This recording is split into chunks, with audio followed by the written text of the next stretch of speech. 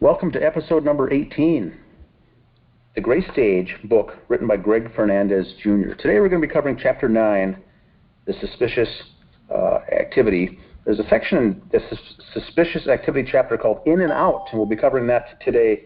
It is on pages in the hard copy book, in the actual book 77, 78, and 79. My name is Dan Hennon. We'll be joined here with the author Greg Fernandez Jr.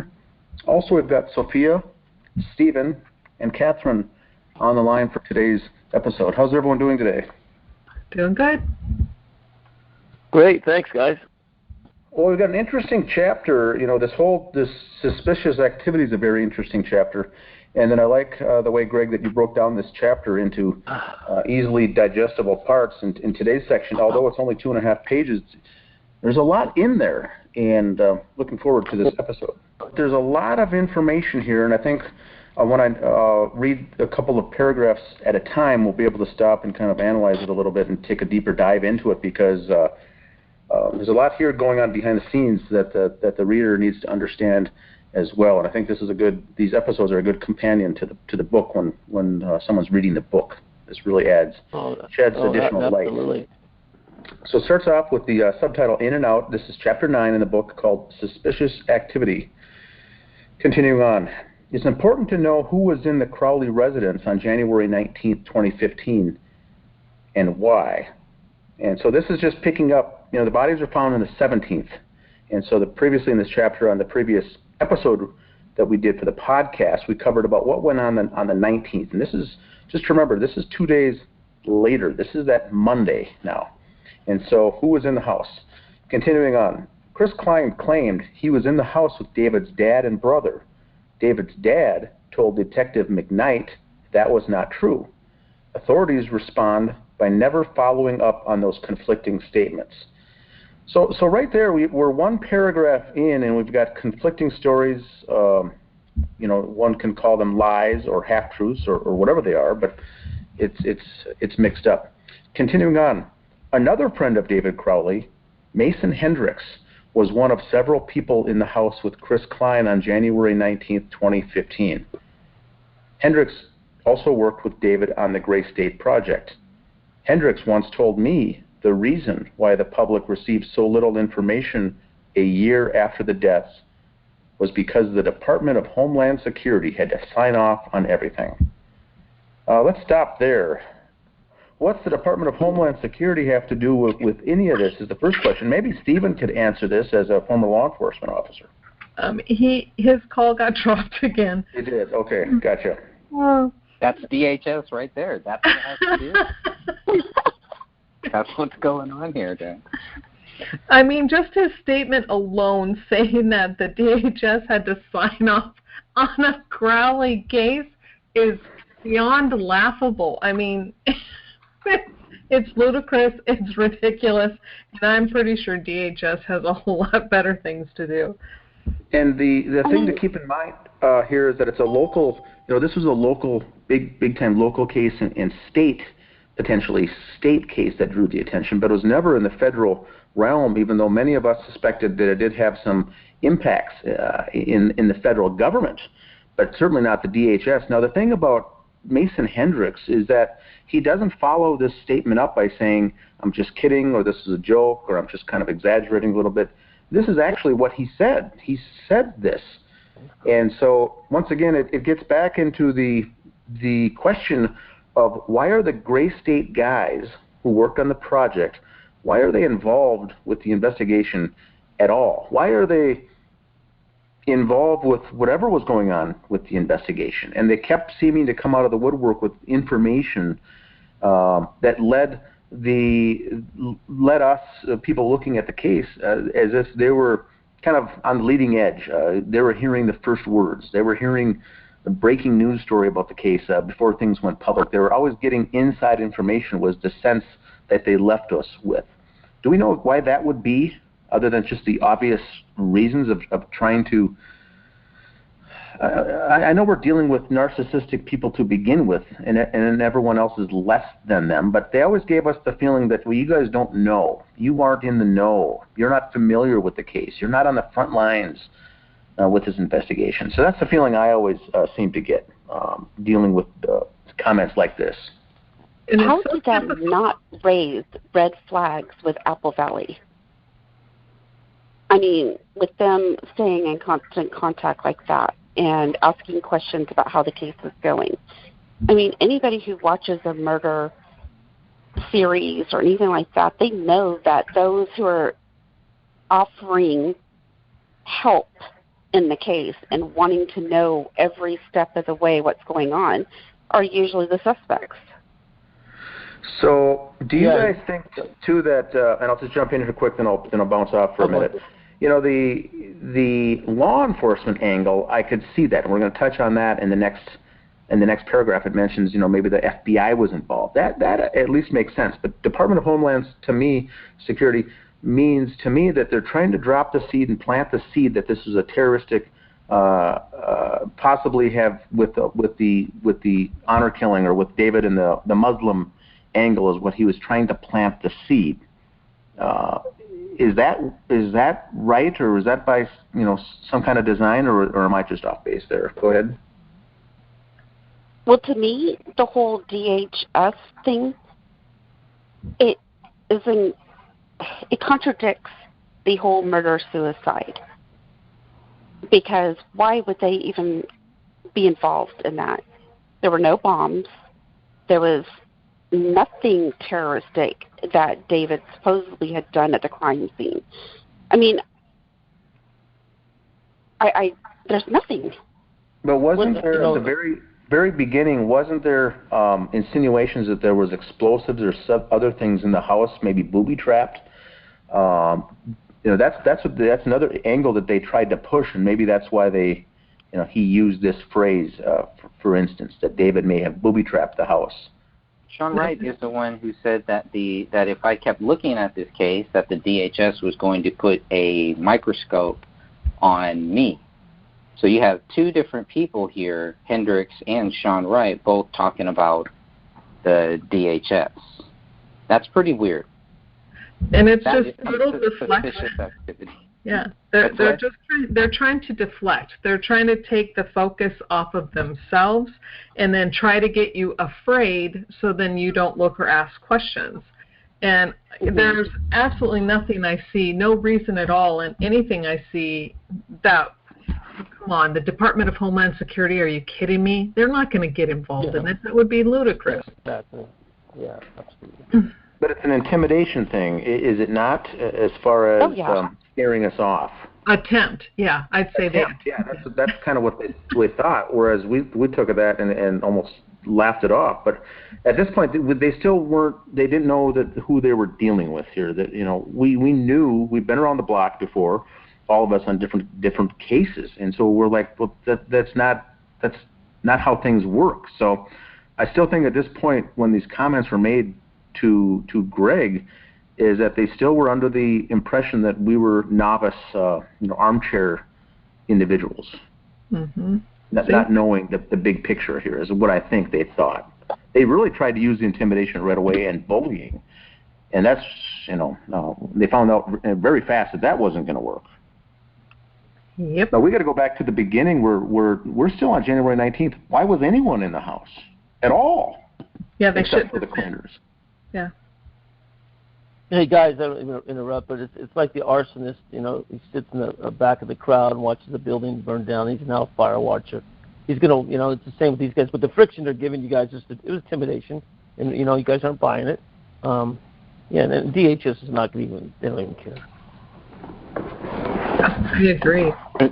Are there any reasons why the DHS would be involved?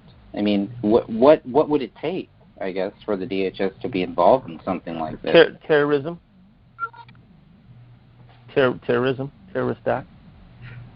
So there again, it's almost like Mason's, puts his foot in his mouth when he says that, because if this is a murder-suicide, there is no terrorism per se. Mm-hmm.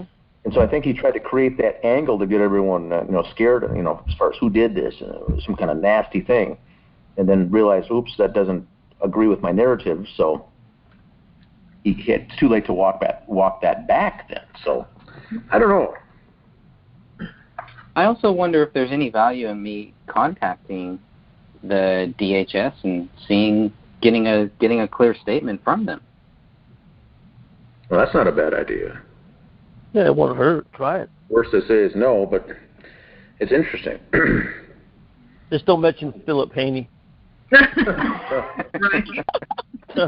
You know. On the other side of California, right? Yeah. They knew that they had people that were giving them different stories, and I never understood why they didn't follow up on it.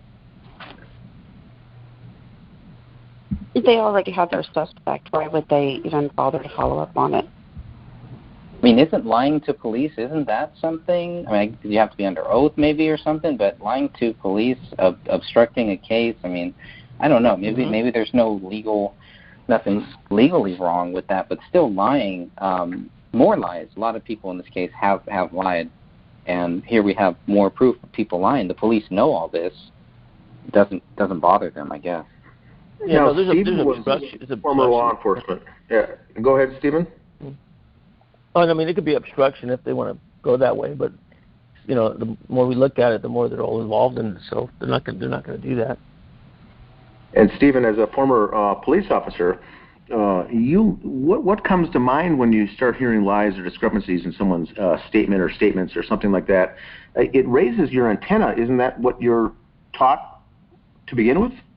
That there shouldn't be any lies. There may be misstatements, but outright lies like this. I was in the house with these two people, and they said, no, that's not true. As a police officer, if you're wearing that cap as a detective, even though you may have already have your suspect and the case is closed, that would still raise your eyebrow as to what would cause someone to lie. Why would you make that statement like that? Do you think their ears perked up on that, or do you think they didn't even care? You know what? I don't know. I think they don't care. It's way past. I mean, this is a conspiracy. You know, we're not finding the answers. We have mutilation. We have a sloppy crime scene. We have Freemasons and everything else involved. And you know, and you guys are pushing it. And these guys are the friction you're getting from these other fellas, right? And Hendricks and everything else. I mean, you know, walk away. They're not walking away. Every time you go at them, they're going to rebut it or whatever. And it's I think it's past their 15 minutes of fame, maybe too. You know what I mean? Mm-hmm. I mean, there's some other motives involved with these guys. They have stars, you know, in their eyes. I mean, this was a good project. So there's a lot of unanswered questions, but I really think it's coming together. Continuing on, it says, Detective Gummert stated the DHS was not involved in the investigation. Hendricks also tried to tell me the FBI was involved. Again, Detective Gummert stated that was not true. And so we've got, previously when the show started, we talked about Detective McKnight, and now we got Detective Gummert. So we're not getting these discrepancies with the same officer each time. They're with different people, and they know lies or misinformation is being sent out or seeded or planted the seeds. And so it's interesting how many of the detectives here are involved with just coming face to face with the actual lies that were being done in a case like this. It wasn't just one bad guy or one person that something slipped through the cracks, but it's over and over a multitude of the entire staff. Now it goes on to say that Mason Hendricks stated he and a group of others searched the house and the attic on January 19th, looking for anything that would help them understand why David was guilty. Where do we want to jump off on this one? They're going to go collect whatever evidence they left for something behind. I mean, So if they're in the attic, on January 19th, they don't see any bullet there. Touche. At one point, Mason Hendricks told me that, and this is Dan, he told me that they were there kind of cleaning things up and getting things ready for the family. Sidra, maybe the Alam family, organizing some of the belongings that Kamel had.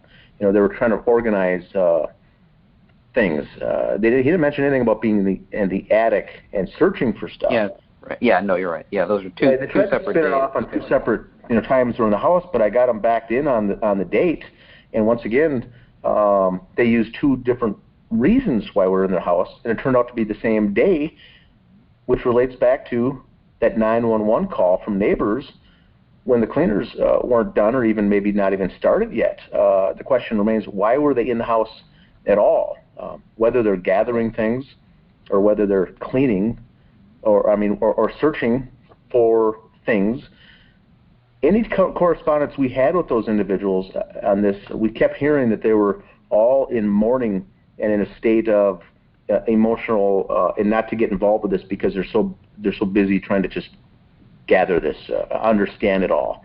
But yeah, we find out later that they were in the house doing things, and they weren't mourning at all, as far as I know.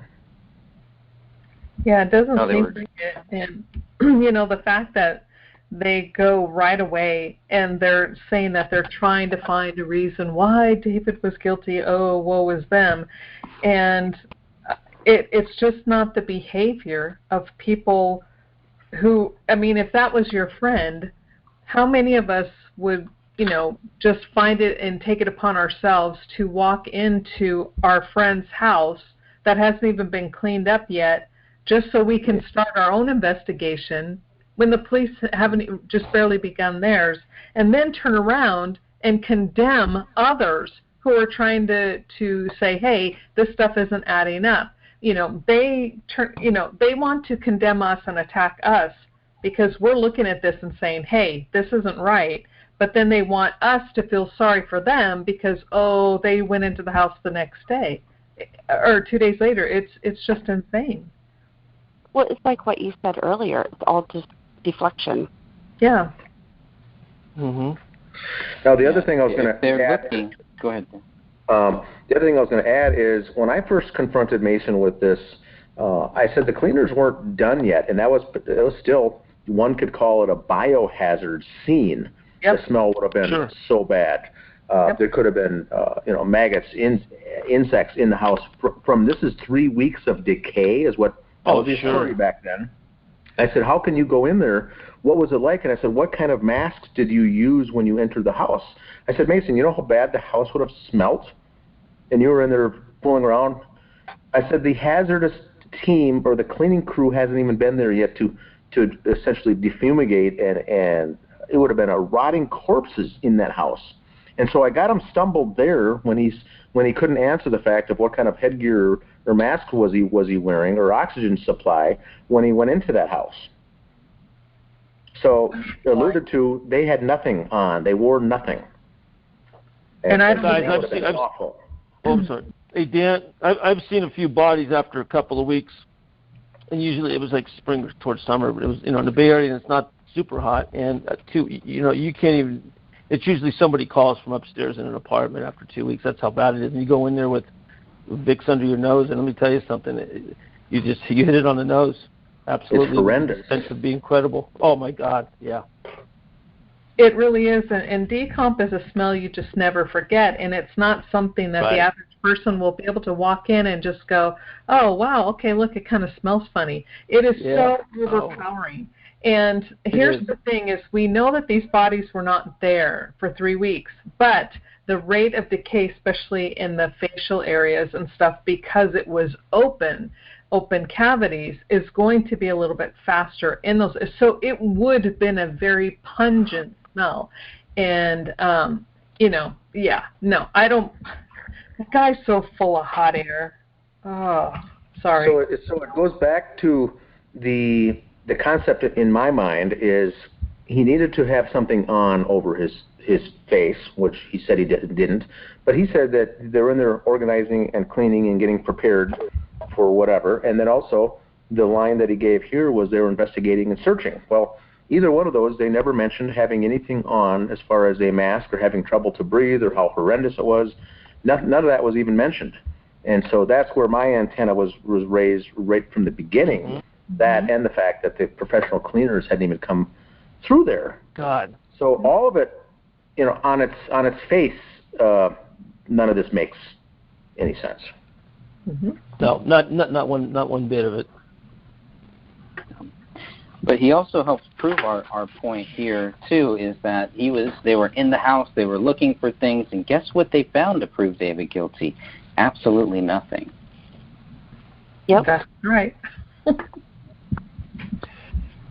You know, guys, maybe also they went in there to plant more evidence, hoping the cops might come back in. You know what I mean? There's also that. Maybe evidence to defer them.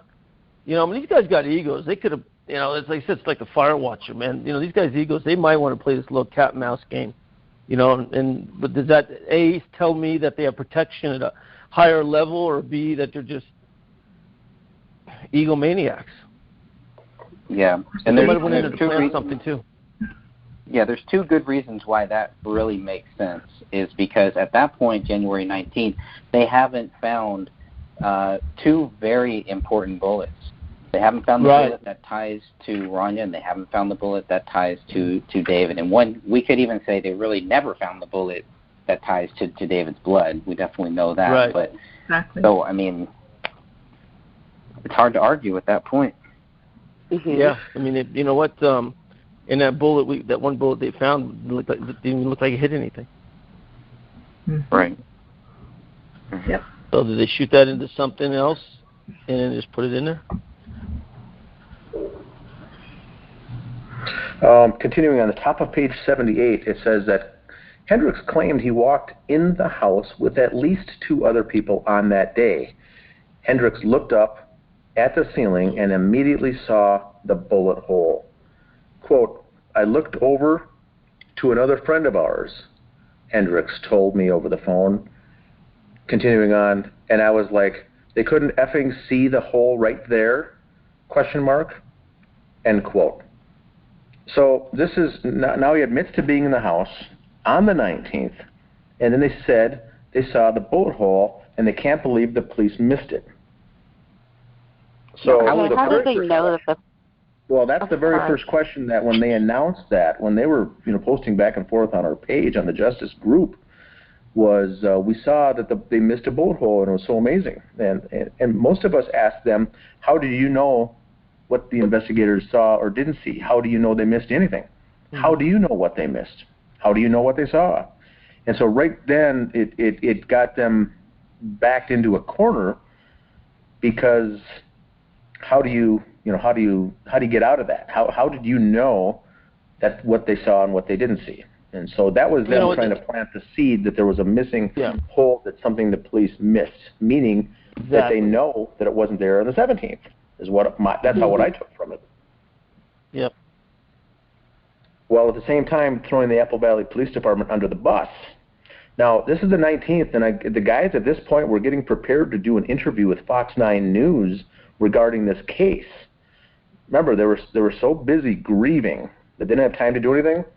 I think it was the very next day is when they did the interview that aired on TV a couple nights later. That was either the 20th or the 21st. So they were getting prepped to do that at the same time, trying to plant the seed here of a bullet hole all of a sudden. So their wheels were turning. They were thinking nonstop about how to cover all the different angles of their tracks, I think. Is this the same interview that they did where they turned around and did the photo op afterwards? The photo that is posted in the group? The smiling guy's photo? Mm-hmm. Yes, that was the day that photo was taken, yes. Ah, interesting. And do you know who these guys remind me of? Their body language? Chris Watts. Oh, yeah. And I don't buy it at all. I don't buy anything they have to say. They do not have the right response. Their body's not responding. Their face is not responding in a way a real grieving friend would. Just like Chris Watts. And see, the Mason interview. I'm sorry. The Mason interview, I looked at his eyes and such. It was like, you know, there was almost hatred and jealousy, and you know, David did it. He just went nuts, and you know, he still looks like he's so confirmed on that, you know. And mm-hmm. Yeah, that's the Danny August Mason. Mm-hmm. Yeah. Mm-hmm. The one he did with Ben Swan. I think so. The one he's profiled off camera there. Where he couldn't sit still and he was all shifty. you probably noticed he never did any interviews after that, as far as I know. Hey, you know what, guys? Though, let's take Eagle and look into it. And I know that it was Dan Mason that didn't want to sign the NDA on this. But I read the excuses in your book and everything, and it's all horse crap. But I mean, these egos, they're so driven. And I just say I got to look at some security behind that, which, like I said, brings it up a level. But I mean, these guys are so brazen.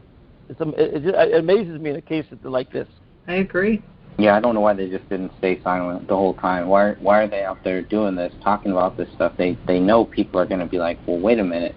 Like, nothing has really been done yet. What are you guys talking about? What do you guys know or claim to know that everybody else doesn't know on January 19th? Here's the other thing, too. I pull cases all the time. I just went to the DA on a case. He won't tell me anything but two things: who's involved and what the weapon was. That's all I need.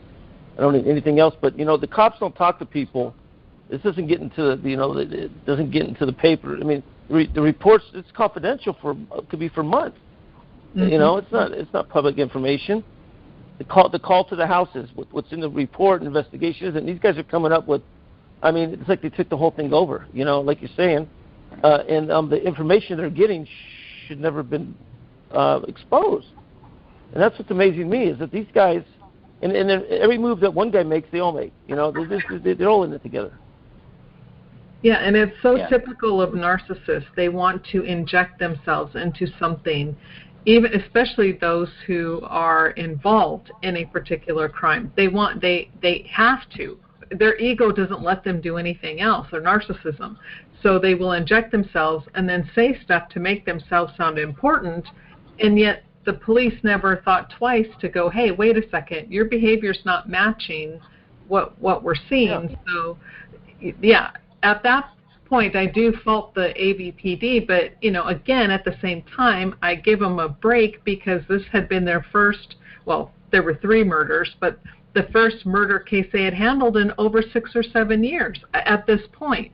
So they probably were like newbies once again, and I think the guys took advantage. I know, but, Catherine, the only thing related to the Marshall case, there's 3 bodies there, too. And it was a shadow ops, a black ops hit, and this and that. And like I said, the difference between the 2 homicides is one sloppy and one was, surgical. That's it. I mean, everything else, so where's the motive? Where does it stop? In Calaveras County, how my reputation up there for 30 years, is they've always been corrupt. For a short time, I don't think they were, but more or less, all those counties. And they cover up. An agency comes in like that, and the CIA or whoever it is, Homeland Security, DHS, they're going to take it over. And Calaveras is going to go with the narrative. And we talked about Kevin Raggio, and I knew Kevin Raggio, this was all covered up. So same here, Apple Valley. And they got these knuckleheads running around wrecking crime scenes and stuff, and finding bullets and all sorts of crap. I mean, this is so abnormal. It's just ridiculous. Yeah. I mean, it is. Yeah. Continuing on, it says, how did Hendricks know the police missed the bullet hole? More so, why didn't Hendricks or anyone else in the house with him inform authorities about the bullet hole? Especially if they knew that police were unaware. See, that's another thing. We never get them saying, boy, we found this bullet hole, and, 5 minutes later when I called police, this and that happened. They never contacted the police. They never contacted anyone. They were just so jumping up and down, excited that they found something that the police failed at. They're willing to throw them under the bus for this, while at the same time being set up for potential interviews as the close family friends of these guys, of the victims, and how sombering this whole thing was, and what an emotional wreck they all are. Well, it's just bizarre. Now, Hendricks was wrong when he claimed David's blood was on the bullet. He was wrong when he said it was proven that item 57 came from David's gun. He was wrong when he said David's fingerprints were on the gun. He was wrong when he stated the Christmas tree was blocking the bullet hole in the living room ceiling on January 17th, 2015. Hendricks was wrong when he stated DHS and FBI had to sign off before the public could get information from authorities. So there's a lot there to digest. Greg, do you want to go over that a little bit in your book? Yeah, as far as all the locations that he was wrong? Yeah. He was wrong in all these things. This is what he's telling me. So when I first talked to him, I know we have the text between me and Hendricks, and we definitely need to do a show on that and go over that and start posting a lot of that stuff. This paragraph here is pretty much the summary of what I grabbed from a lot of the stuff that he told me while we were texting and a lot of stuff that he told me while we were talking. And so I had noted all of these things, and to see if, okay, well, if they had all of this, then these are all things that would prove David guilty. So if the police would have said, yeah, we have David's blood on this bullet. Yeah, we have David's, we know that item 57 came from David's gun. Yeah, we know we have David's fingerprints here. His fingerprints were there. There was a few other places. Hendricks said that the fingerprints were on the laptop, that there were footprints all over that house, that there were bombs, that the police called bomb squad. There's a few other lies, a few other things that Hendricks told me that all ended up not to be true. And at that point, it's like, well, okay, first of all, why should I take anything that you say seriously? And that's why a lot of this stuff I ended up taking out of this book, because it's like, well, I don't want to get into the he said, she said thing. It's like, dude, you're wrong. You are completely wrong. The facts prove you wrong. So I just wanted to kind of keep it as a very summary, because that could have probably been 20, 30 pages just in that that one section there of his quotes and of him trying to explain to me why David was guilty. So if this is his reasoning why David was guilty, he was wrong on that, and then he's helped prove our point that David isn't guilty, and at that point Hendricks should know better. So there's a difference that we bring up a lot of times in various cases like this. There's two different words. One is misinformation and one is disinformation. And the only difference between those two in a case like this is the word intent. Misinformation is someone got something wrong. He thought it was right and it wasn't right. Disinformation is saying something purposely to sidetrack or to derail the conversation or derail the investigation on purpose. And so right here, Greg, you've got 5, 6, 7 instances of Mason Hendricks, what I call using disinformation on purpose to lead you down a wrong track. And did he ever come back and say that, he got it wrong, or it was misinformation, or he apologized for getting it wrong? No. Did he ever do anything like that? Because you got him busted here on all these cases directly from the evidence from the case, the right. Police report. No, because by the time that we had gotten all of the data that proved it, I had stopped talking to him, because I don't talk with people that lie to me.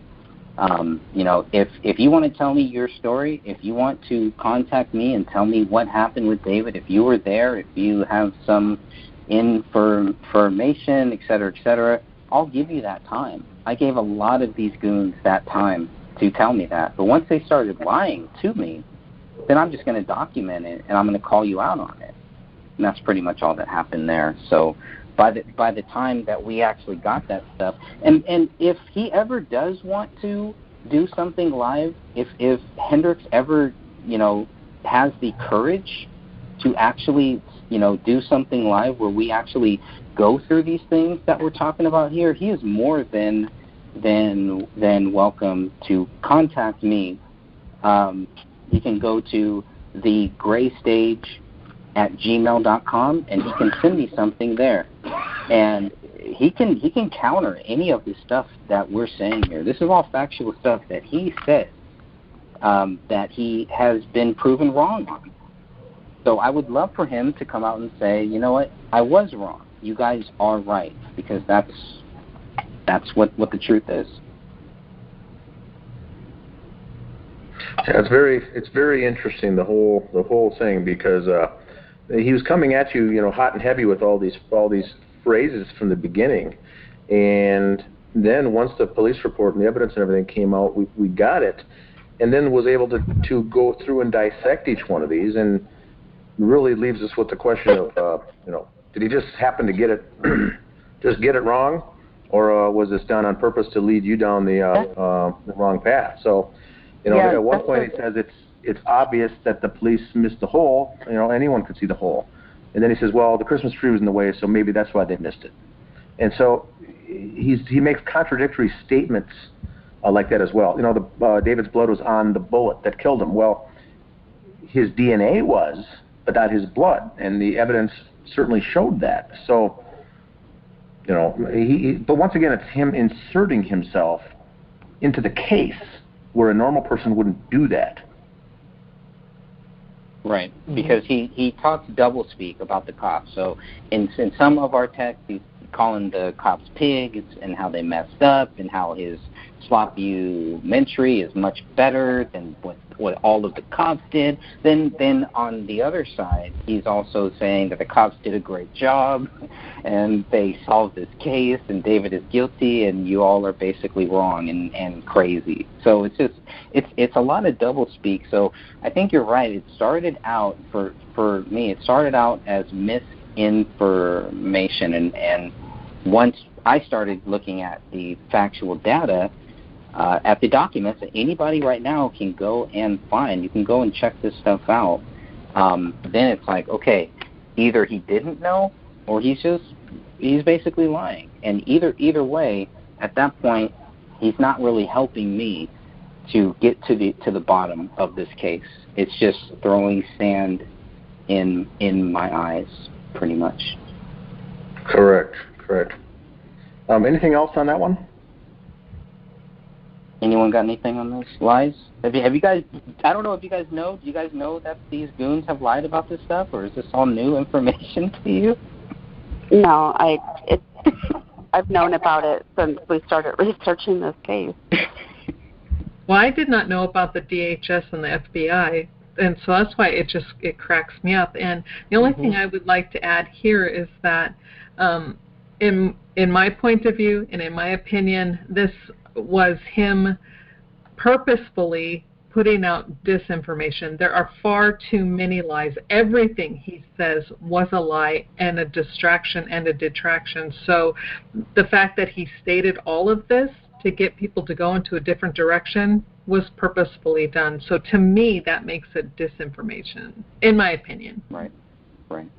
Which I think you're right on that, because he was kind of hoping that I would take whatever he was saying and just put it out there, and let it, share it in our group at that time. Which it's like, well, you're more than welcome to do that yourself. If you're going to feed me false stuff, if you're going to feed me these things, I'm not just going to put that out there. I'm going to actually fact check it, do some real fact checking on it, and I'm going to hold on to this data until I can prove you right or prove you wrong. And there's just been a lot of that we haven't really gotten time to shine a spotlight on these guys. The way that they claimed they were going to shine, that the DHS was going to shine a big spotlight on us. It was really more about Dan Hinnon shining a spotlight on him, shining a spotlight on Thomas Lapp, and somehow I was going to get involved in that spotlight. I can only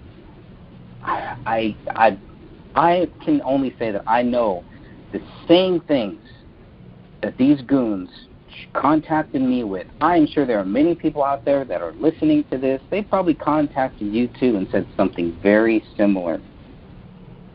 Oh yeah, and Sean. He contacted you too, right? He contacted a lot of people. Yep.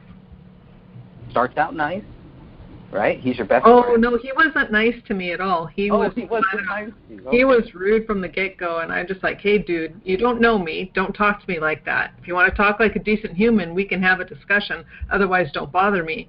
And, then he pulled it back for a second, but then all of a sudden it's like, you guys don't know what you're doing. You're da-da-da-da-da, knock it off. And I'm like, don't tell me what to do. You don't even know me. Don't tell me what to do.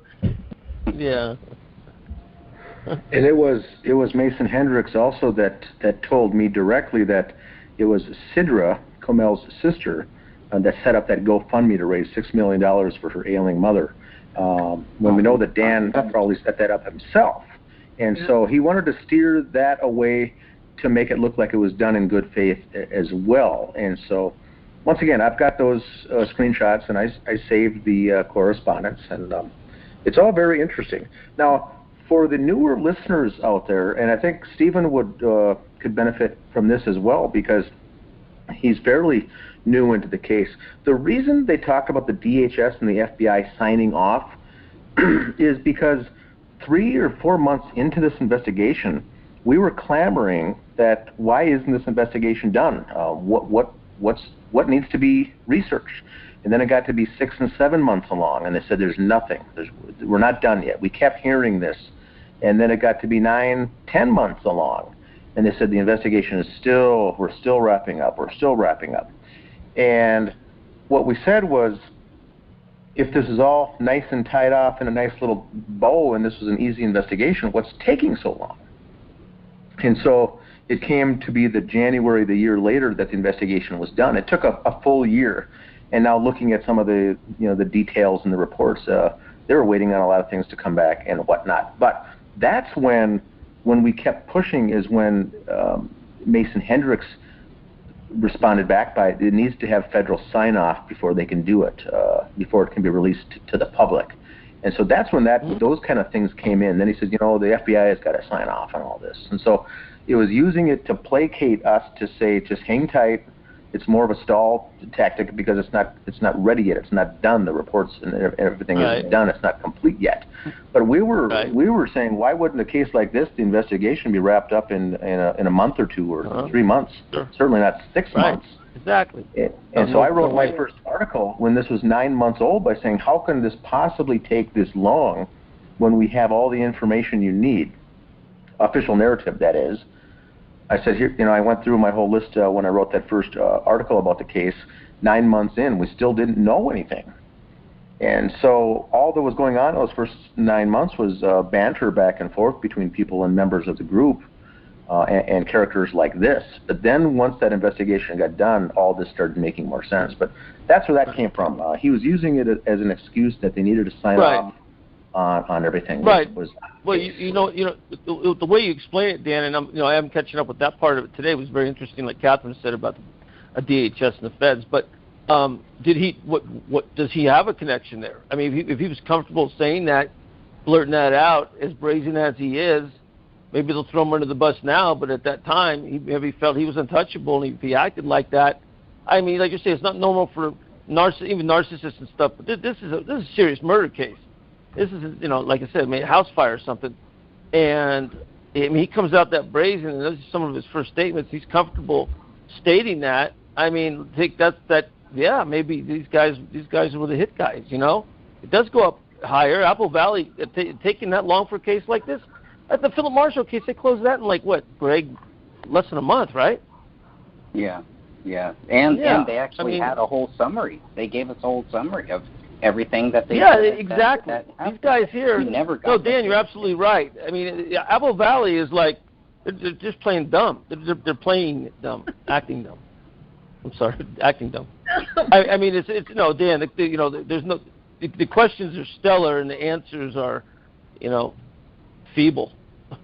Yeah, because there was also times that we were in communication with the detectives at the time, or at least Gummert was the lead detective, and I would shoot him an email every couple of months and just saying, what is the status with the investigation? And they would respond. He'd say, we're probably looking at another month before we get it finalized. And then the next time I asked, he said, it's going to be another month or another few more weeks to go. We're putting the finishing touches on all this.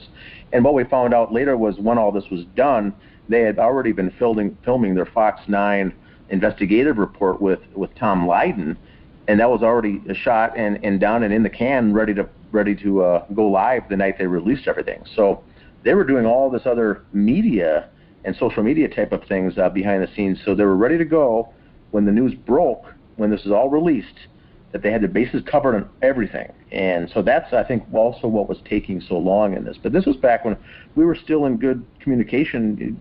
Greg was talking to Gummert, I was, and things like that. So we were getting email responses,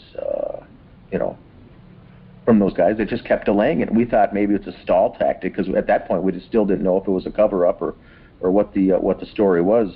because in some of these cases they never get concluded, and therefore you can never ask questions or file a FOIA until the case is complete. So we thought at this point, those of us who were right on the case in the very beginning thought they're never going to finish this case, so they can never allow us to do a FOIA request on anything to get any of the information. Sure.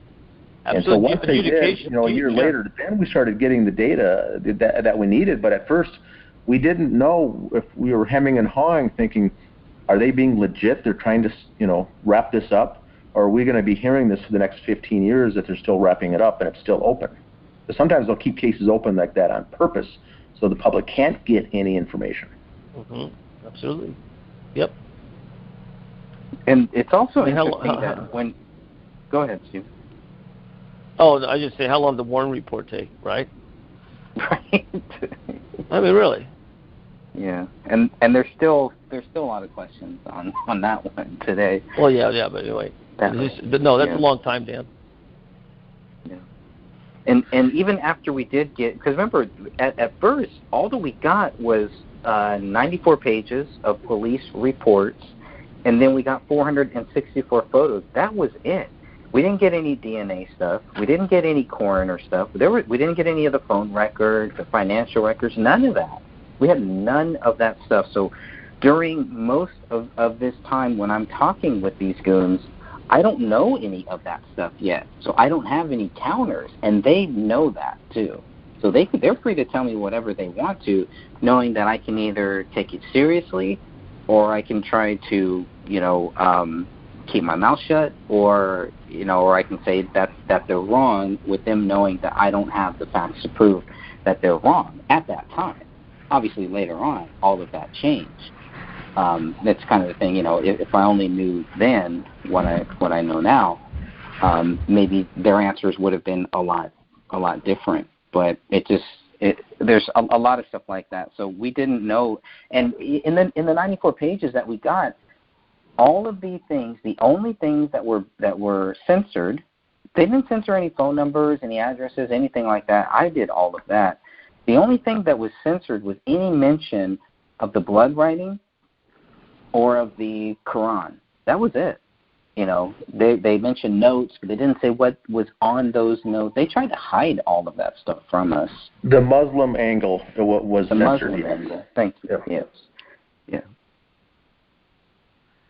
And so, just to clarify for Stephen, what we did, and I agree with Greg, is in those first months, we had nothing really to go on. So we did our best to just monitor and document all these phrases, get screenshots, see what they were saying, and then I built a timeline when all these things came into us.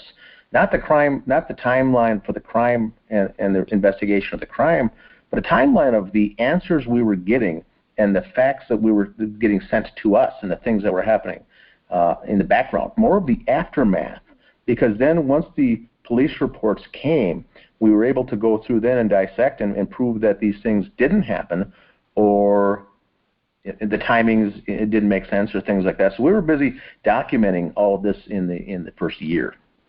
Who was contacting us? Who was reaching out? Who were the constant main players that kept showing up in the scene, that kept inserting themselves? And then we had a constant array of Facebook profile people contacting us as well. And it turned out to be the same people with different pseudonyms and fake Facebook profiles. And so I had to keep a matrix of all of the people who was on Facebook under different usernames trying to instant message us under, on good faith. Hey, I'm trying to find out about the case. What can you tell me?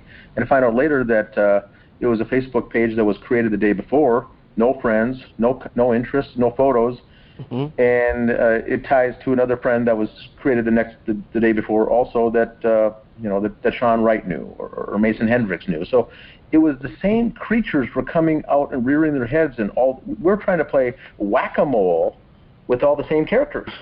Yeah. That's what we were doing. The $60,000 question is, why are they doing this? And that's it. Why? I mean, if nobody does this, and we come to that, and that kind of effort, which is not a big stroke of genius. But I mean, there's definitely motive there to put Facebook profiles up, and you're smart, you look, there's nothing there, there's no meat to it, and if you link it to whomever. Super red flag. I mean, what's their, what do these guys want? And it's only going to get more interesting in the next paragraph. Mm-hmm. So we've got Mason Hendricks pretty much covered in this about all of his, and I call them shenanigans, because it's the same people inserting themselves and calling us conspiracy theorists, and at the same time we'd say, well, if we're a conspiracy theorist, and you already know what happened in the case, why are you giving us the time of day? I know that I wouldn't go on a random conspiracy site and start egging on people about things that I don't believe, nor would I even care about. Why would I spend my time that way? And so they never had an answer for that, unless they'd come back and say that, we're doing this for the family. We're doing this, they'd inserted an emotional attachment somewhere. This is where we thought that there were federal operatives or agents involved, because they were always throwing the emotional angle on it. And then anytime someone from the general public who was starting to follow the case that didn't know a lot about it would jump on and then agree with them by saying, you know what, you guys are really going after the family. What's your problem? Maybe you guys are the bad guys. And they would take the sides of, Sean or Mason, Danny August Mason, and everyone else, because they'd bring an emotional element to the case and make us look bad. And that's clearly a tactic to do precisely that. And so we knew then at that point that they were not novice folks out there just trying to derail us. They were doing the heavy hitting stuff that would really try to discredit us. Everyone in our group that was on our side, they went after to try to discredit our whole group. Anyone that was supporters of Dan and Greg at the beginning, they were all nut jobs, nut cases they called us. Mm-hmm. So we see that today in actual real life stories. But I'll continue on here with the next session. Was Mason Hendricks also wrong when he stated the pact theory came from David's parents? There's no evidence of a pact between David and Kamel to commit suicide and murder their 5-year-old daughter. But that hasn't stopped some from trying to connect those dots. David Crowley's neighbor, Judy Prochnow, still believes there was a pact between David and Kamel to ascend out of this world by committing a double suicide murder. Even so, Judy told me, I don't think Dan or Kate Crowley, this is the parents of David, I don't know for sure, but I don't think they didn't want to believe that David even did it. So I don't think they even thought of a pact theory, end quote. All right, who wants to jump on that? Catherine? Sorry. Oh, the old pact theory, huh? That didn't even come from the police. The police never even really said much about that, but these guys sure did. But again, I just see it as they come up with so many different stories, like you had stated, somebody had stated earlier. They're just throwing out as many ideas as they can possibly think of just to keep the focus off of themselves. But at the same time, they're trying to sound important. I just can't take anything they say seriously. So I'd just like to add what Dan was saying earlier about how they would go after those who believed that there was more to the story than what we were being told and weren't believing the official narrative. All of us are still being attacked to this day. And they're still pushing the pact theory to this day. Oh. And, it's crazy. Yeah. I would say a pact theory makes sense with two adults. You usually see it with a girlfriend, boyfriend, or a married couple or something that are involved with drugs or some kind of other element, hallucinations, satanic element, whatever. We've seen the pact theories to that effect where that has actually happened. Never have I seen anything that I've read or researched that involves a child or a 5-year-old daughter that includes that. So right away that raised red flags about that. But then they kept pushing it. Now, the fact that they pushed it, there was no evidence. There was nothing. Usually a pact like that, there would be something in the suicide note. There would be something explaining it. There would be something, here's what we're doing and here's what we want to do, and here's how we want to get to that. Here's the means to the end to get there. Well, there was nothing. There was no evidence to support that anyway. So they inserted the pact theory. And now we get Judy Prochnow, the neighbor, who comes in and gets involved because now we've got to ask the next question is why is she, a neighbor, seemingly has nothing to do with the case other than just being a neighbor, inserting herself into a Justice for David Crowley Facebook group. And so then she comes in now and starts, taking sides on different things. And then, this was, her first appearance was February 14th of 2015. Just less than a month after everything started and everything, she was quiet. Then she came on full force in February. But she also agrees to this day there's a pact in all of this, all of these things. But there's no support. There's no evidence. There's no documentation. There's nothing ever to say that here's where we got that from or here's why we believe it. There'd be more notes. It wouldn't. I mean, the thing is so sloppy and. No, there's a pack theory like that. No, it would have been maybe if a guy went nuts, he still loves his family, so it wouldn't be that messy. There's no pack theory.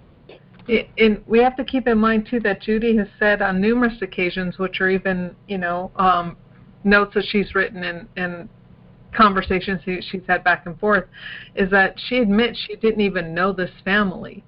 So if she doesn't know the family, how does she feel qualified to even make a judgment call based on a pact theory that's coming from someone that has been lying to her? How does that make sense? It doesn't. And she's also admitting that anything that she knows about David and Kamel, she has learned throughout the years after their death from online posts and from the reports that the police have written. She's admitted this openly. Yeah, so it's not direct. It's secondhand knowledge on all of those statements. That's correct. Yeah. Correct. Yeah, now, it's just weird that she would still think that there was a pact. Now you have Sean Wright, who also believes that there was this pact. So if they believe that there is a pact, then they are on our side at some level, that they understand that this is not a double murder suicide. They can't have it both ways. Either they think that this is a double murder suicide, like the police do, or they are also going against what the police say. They are also creating now their own theory, a third theory, which is freaking nuts when you really think about it. This is when things change, okay? Hendricks was the only one that went back on this pack theory. He's definitely the smartest out of all of these goons, definitely, from what I can see. Maybe smart is not the right term, but this was damage control here. When they start telling people, David Crowley's friends, David Crowley's family, David Crowley's fans, when they start telling them that there is a pack theory here, that not only did David do this, but that Kamel did this too, they lost a lot of the sympathy that they had gained. Completely lost. A lot of people who were willing to think that maybe David was guilty, when they started saying, well, now Kamel's guilty too, they lost a lot of different people. Probably, I don't know this for sure, but I'm assuming a lot of probably Kamel's family too saw that they were full of crap at that point. Finally, you have the sloppumentary was about a pack theory. That, if you really watch it, it's subconsciously supposed to show you that there was a pact between David and his wife to kill themselves and kill their 5-year-old daughter. It's crazy. It's craziness.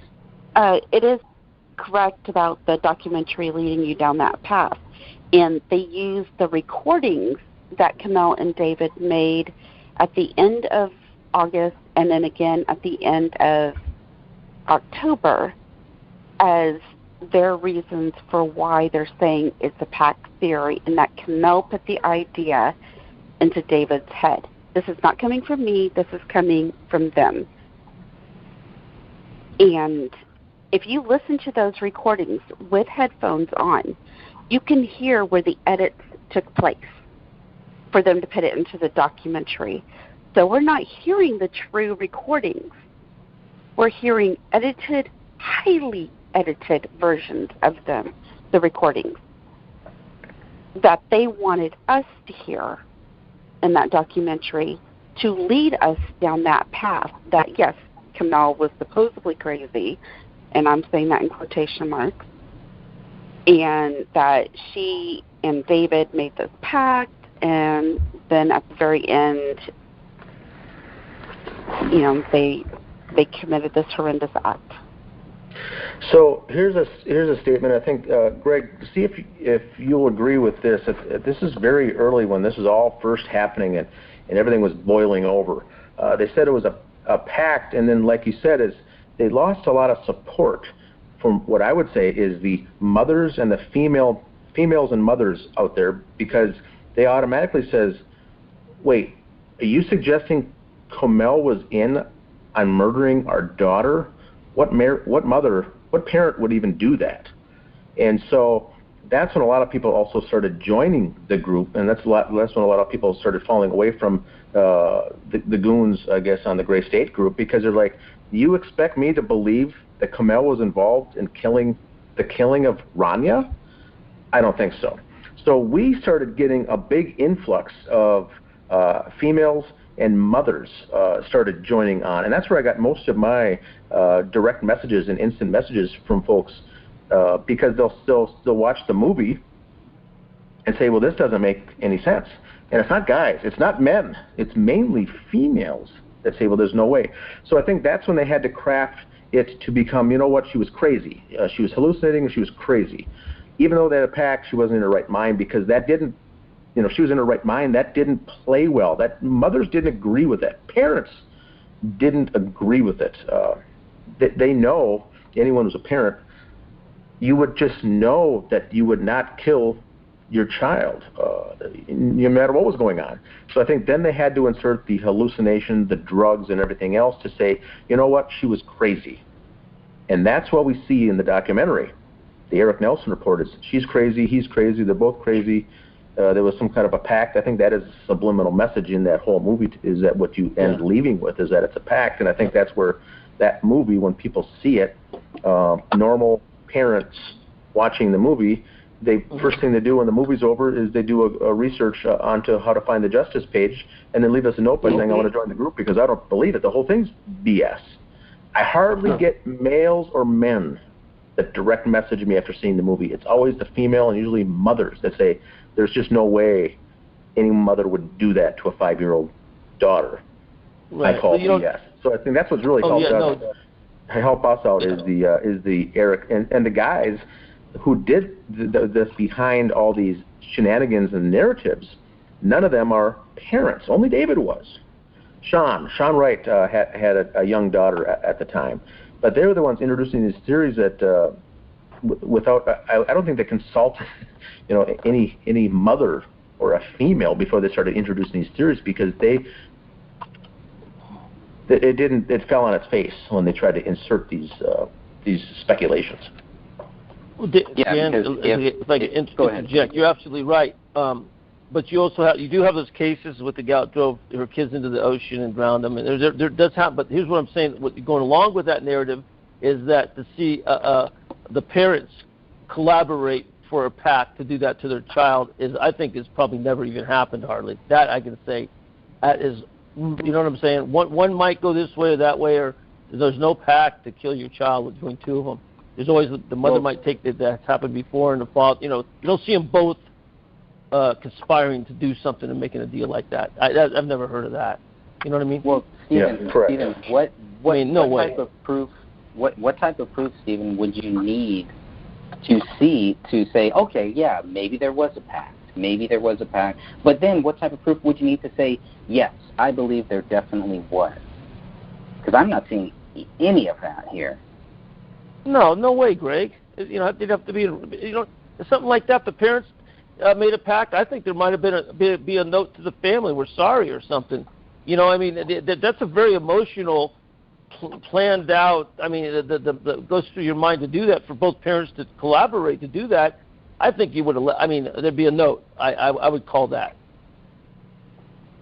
And not only that, the so-called suicide note on the thing wouldn't say, I have loved you all with all of my heart. It would have said, we have loved you. So they left that out.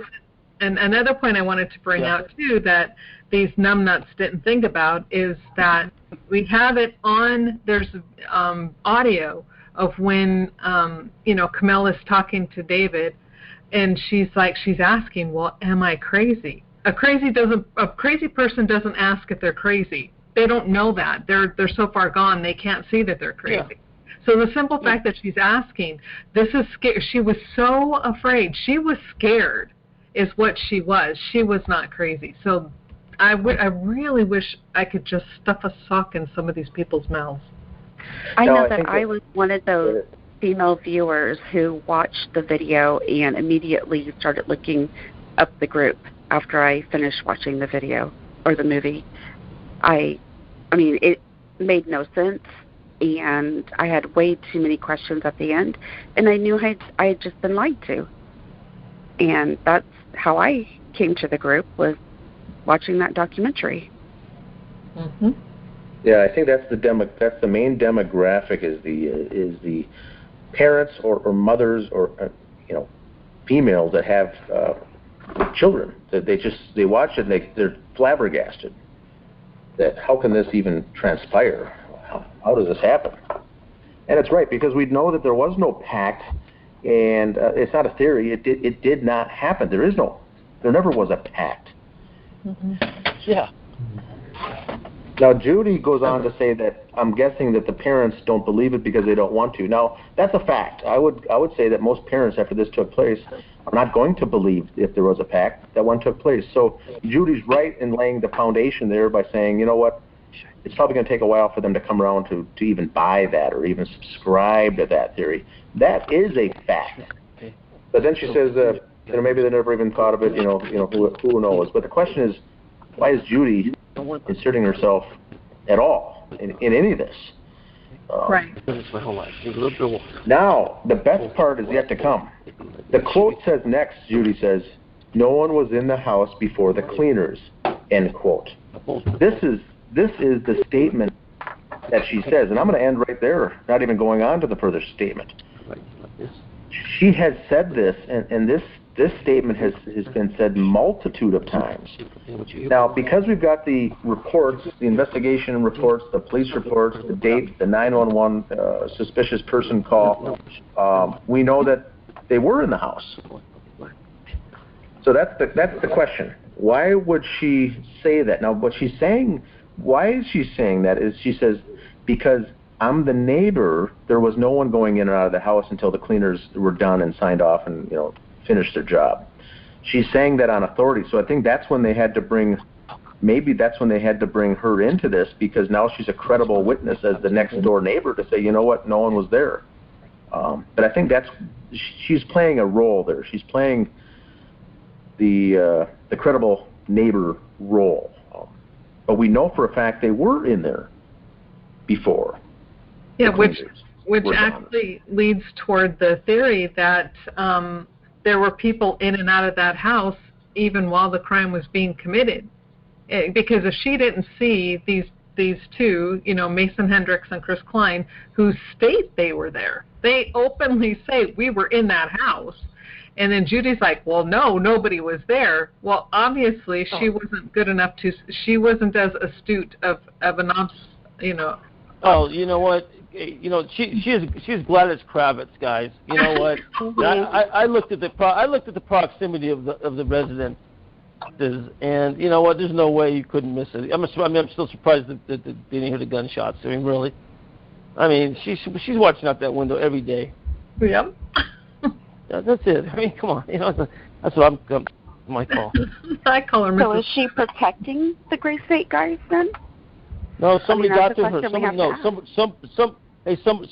Somebody with a federal badge got to her. That somebody walked in there, or even could have been a sergeant from the department. Some sort of authority. Yes, Sophia, they got in there, got to her. Yeah. She got some backlash. She got a lot of backlash from the Gray State goons after our quote-unquote debate that I did with her for some of her statements. And this was one of those statements there that I know she got, or maybe she doesn't know that she got backlash. They may not have even told her, but they told me. So I know that there was some backlash based on some of these statements that she had made that the Gray State goons had countered. Yeah, I think Catherine had the best statement there that Mason himself has agreed and said it in writing publicly that he was in the house before the cleaners were done, admitted to it. So the question comes into play as to why is she inserting herself, or why was she told to make that statement, or why did she push so heavy on that statement?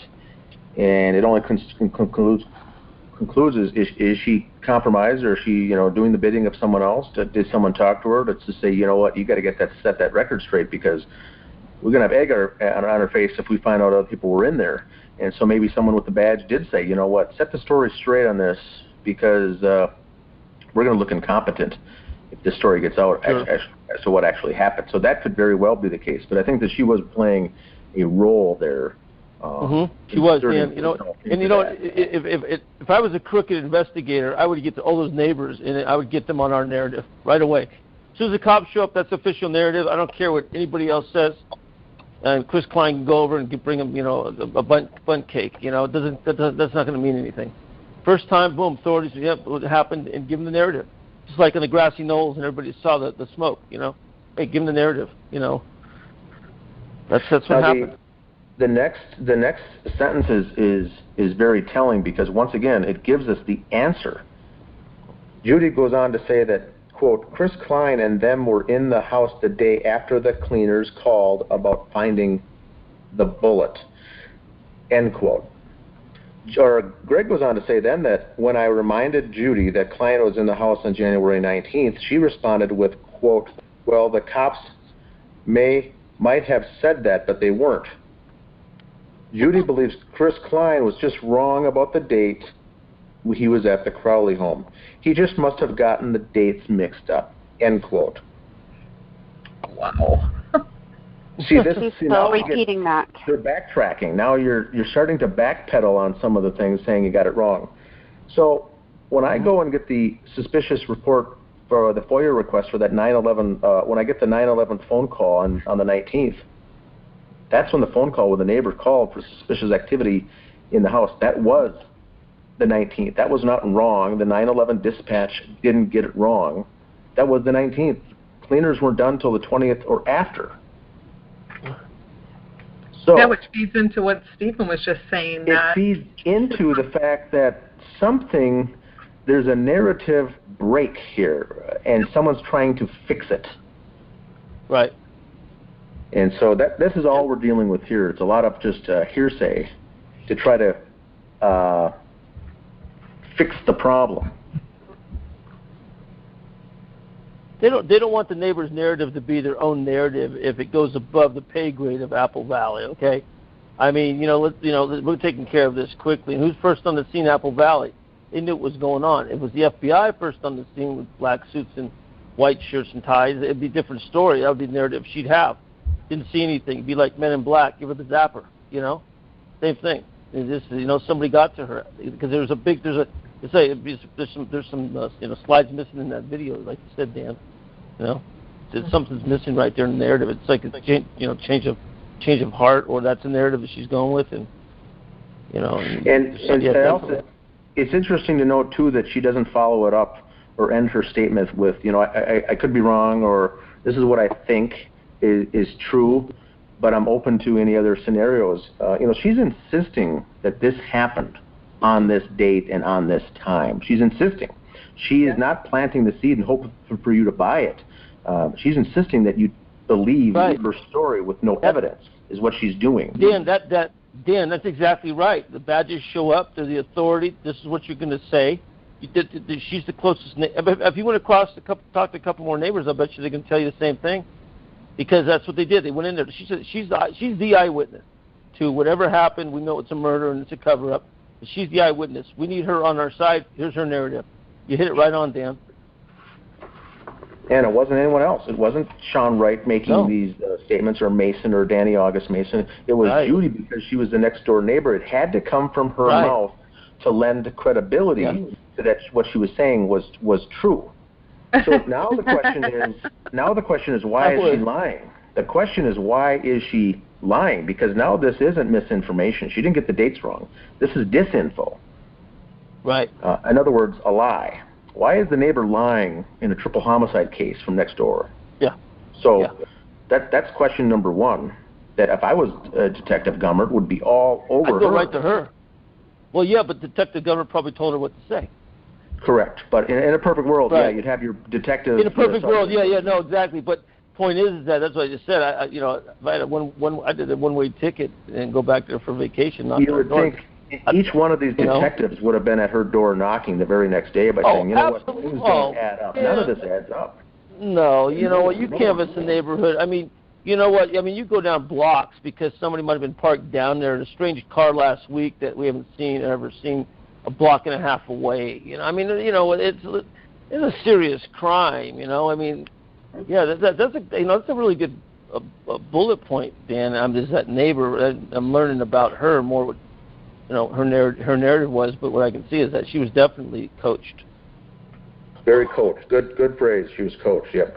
Now it goes on to say, and I think this, Greg, this next paragraph may be the most important one of this chapter.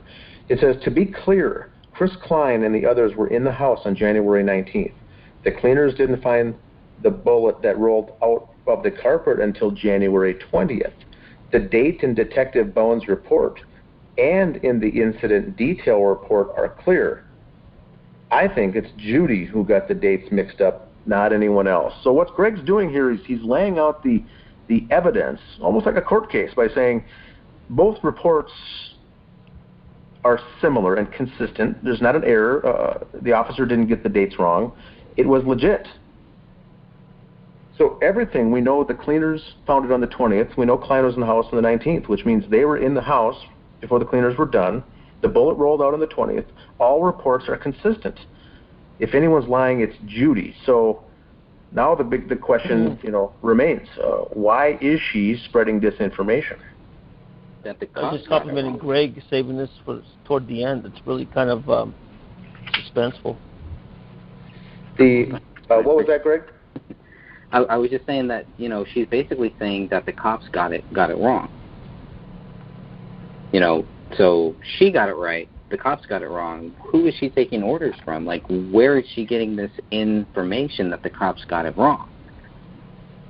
And according to her, she wasn't the one who called 911, so how would she even know to begin with? She would have to know the person who called 911 at least. Right? Hey, you know what? She's recanting or changing statements. Somebody else got to her with a different narrative.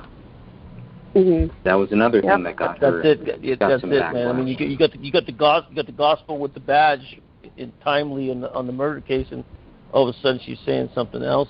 I mean, that tells me it came from the top. I mean, or somebody else in higher rank or whatever. And by the way, it's a narrative more toward murder, suicide, or homicide. 3 homicides. What's her narrative changed toward more? Is it an advantage to the investigation or not? Now it goes on to say, the quote from Judy, the neighbor, she says, whoever called, Judy continued, took down the license plates, S plural, of the cars, S plural, that were there and called in to police. One of them was Chris Klein's, and I know one of them was Mason's. Hendricks. That's right. So she said she admits that she wasn't the one who called, and I'm assuming this is the 911 call that came in on January 19th, where another neighbor down the road called in.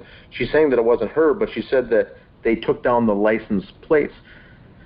of the cars, and she uses plural both times. Is that correct, Greg? That is correct. Okay. I always thought that there was one vehicle. That's what I thought. According to the police report or to the document that Dan Hennon got, it only talks about one person, only talks about one car. Oh, you just showed your hand, Judy. And not only that, in the police report, they couldn't figure out who the person was that was there, and she's saying she knows one of them was Mason Hendricks. So how does she know something the police don't know? Yeah, and he was not happy about this statement, by the way, that she made. I can't not imagine. happy at all.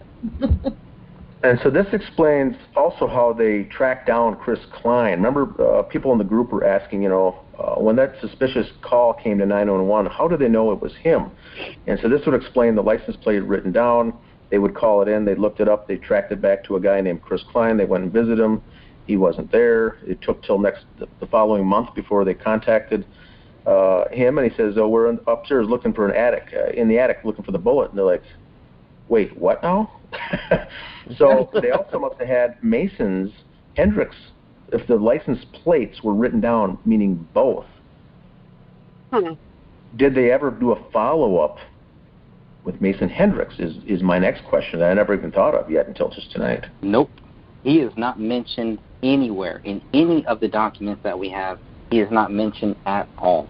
Oh, that's right. Now, does Stephen know this? Stephen, even when we got the 94-page police report from Apple Valley, nowhere does it mention Mason Hendricks is even involved in this case whatsoever, as a friend, as a witness, as a statement, statement, nothing. No contact, no witness. He's not listed anywhere with his horsepower on the reports or anything. He's wiped clean. There's no mention of him at all. And he is one of the last people. Okay. You know what? He is one of the last people, Stephen, to see David, to show up at David's house. He was sanitized. No police report, nothing. Dan, good word, Dan. There you go. Great. Sanitized, yeah. Now, would you call Hendricks the leader of the henchmen, or would you call Mason the leader of the henchmen? Well, if you talk to Sean, Sean's the leader. I mean, listen, you got a bunch of A types in this thing. I mean, I think this thing's ready to implode, explode, what have you. I mean, I think we stay on this thing. Somebody's gonna, step under what. These guys, every time he mentions one or the other, it's comical almost the way these guys respond. But yeah, Hendricks not being anywhere as a contact, that's interesting. I didn't know that. Maybe I'll look into that. His name and his, a name, address, phone number, who spoke with him to get a witness statement or any kind of a statement is not mentioned. His name is not in that report. Yeah. Greg, is it true on that 488-page report, if you do a PDF find or a search on the last name or first name Hendricks, it comes back with no results? That's right. Wow, no kidding. So he's the only one sanitized in this whole thing. But when the Fox 9 report did the sit-down interview, he was the lead star telling the narrative. They had him playing another role as laying down the narrative, saying how much they loved each other, and Comel would finish David's sentences, and all this tying in the emotional aspect, how they were such good friends. And then at the same time, he would, admit that he would tell David that, I'll get her, I'll take her from you. And I mean, he talks out of both sides of his mouth all the time, constantly. Catherine, I'm sorry. So Hendricks was after David's wife? He had the hots for her, for sure. Really? Yes. Man, there's so much motive with this guy. Man, this guy is like sanitized, like Dan says. He's a Freemason also. Well, he's really into the Norse religion and paganism and stuff like that. And I can't tie him directly to Freemasonry, but I can definitely tie Danny August Mason into Freemasonry. Yeah, exactly. Yes. So Hendricks is more into pagan, but that's that's Bohemian. That's Bohemian stuff anyway. So. Yep.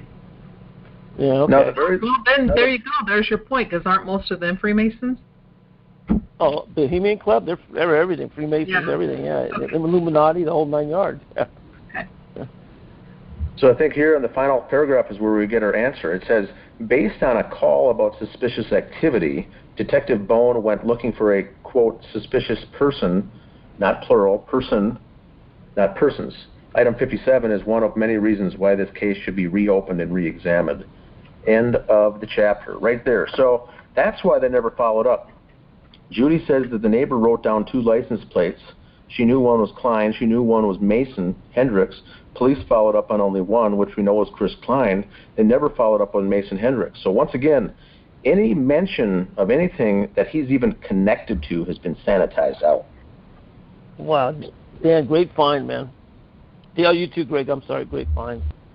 That's awesome. I did not know that. And she herself, Judy, so that's why Mason Hendricks was upset with Judy's comment, Greg, because he wasn't supposed to have any part of anything, and now she throws his name into the ring. If he didn't want his name attached to this case, he should have never done the interviews. Well, I don't know if that's the case. I don't know if he wanted his name attached, but I know it sounds like to me, and I think Stephen can agree, that for some reason his name was eliminated from this altogether. Not one mention. I couldn't give you a reason, Dan, except that this thing stinks to high heaven, like we've been talking about. But and now Judy makes the statement and kind of brings his name into the mix with an actual license plate at the scene before the crime scene was clean, and police, in particular Detective Bone, only follows up with Klein, not both license plate numbers that he was assigned to research, but just one. Yeah, he's also one of the first people that is, if you go back to the early news reports, you'll find a lot of his quotes in there. So he's out there saying, I don't know what happened, David wouldn't do this, et cetera, et cetera. There were 2 notes, they don't make sense. So he's out there from the very start. It's really odd that there's no police report or anything on him at all. And that's all that I've got. That's all I've got for this chapter, suspicious activity, for Chapter 9 in Greg Fernandez Jr.'s book, The Gray Stage.